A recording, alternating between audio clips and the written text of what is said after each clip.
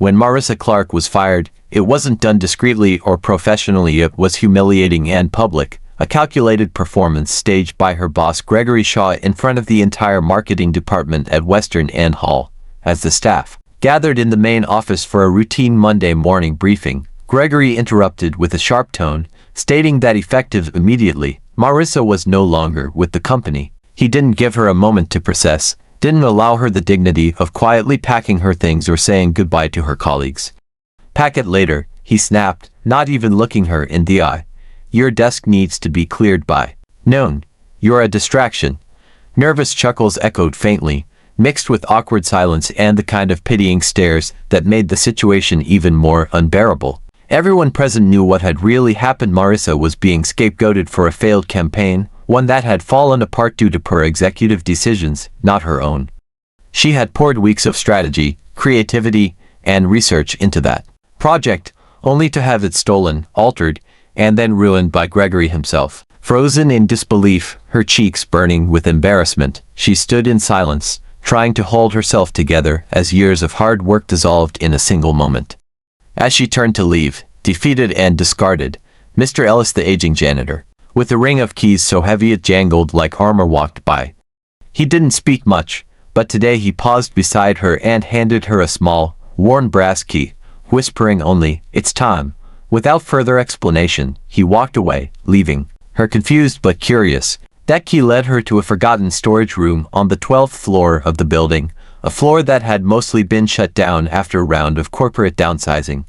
The room was cloaked in layers of dust, filled with abandoned office chairs, broken filing cabinets, and boxes of forgotten projects. But amid the clutter, something familiar caught her eye: a whiteboard with her original brainstorming session still scribbled across it in dry erase marker, faded but legible. Her heart skipped. This was the birth of her Phoenix campaign, the concept that Gregory had snatched, altered, and flopped with.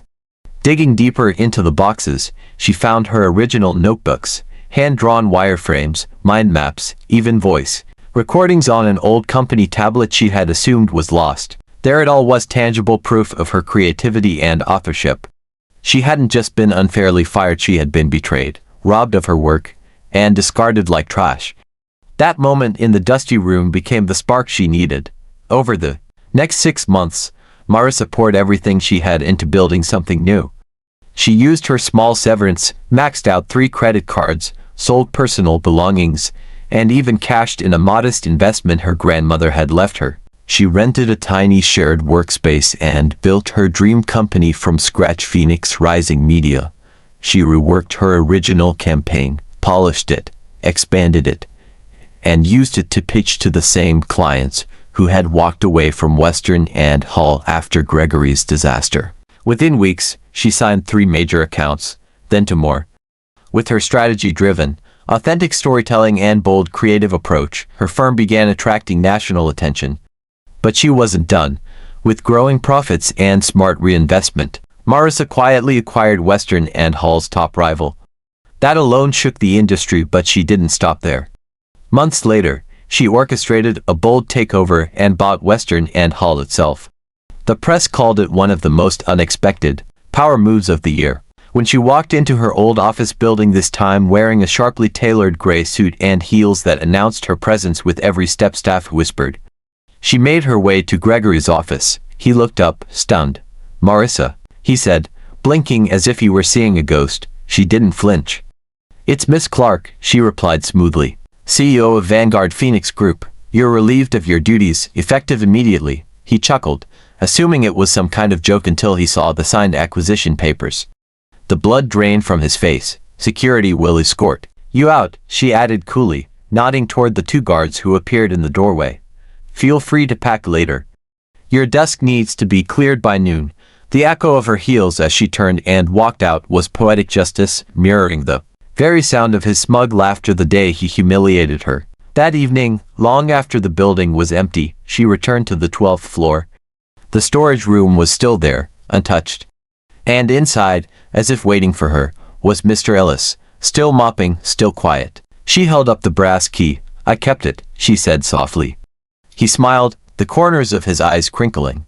"Told you it was time," he said. When she asked why he gave it to her, His answer was simple and sincere. You are the only one who ever really saw me, said good morning, asked about my day.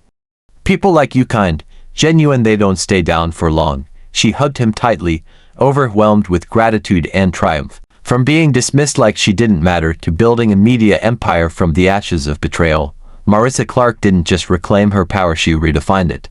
She didn't just rise, she set the entire system ablaze, and from its ruins, built a kingdom forged in fire, resilience, and undeniable brilliance.